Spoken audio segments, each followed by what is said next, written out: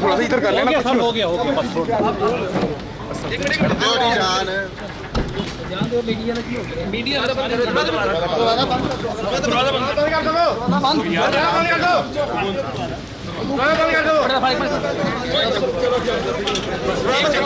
दरवाजा बंद कर दो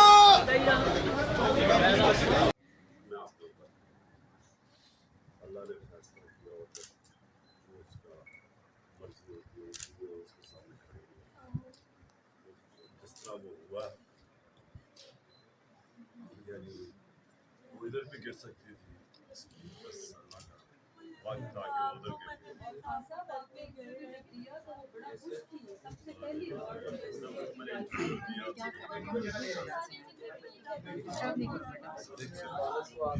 यार थोड़ा सा इधर हो जाओ ना यार, अपनी फैमिली को लाके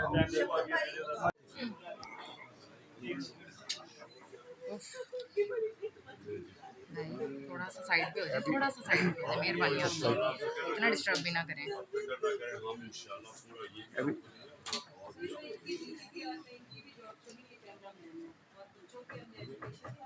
वो नदीम साहब है, बड़े भाई नदीम भाई भाई क्या कर क्या रहे हैं बेटा? थोड़ी सी स्पेस दे रहे हैं यार। तारीफ कर रहा था। ये देखिए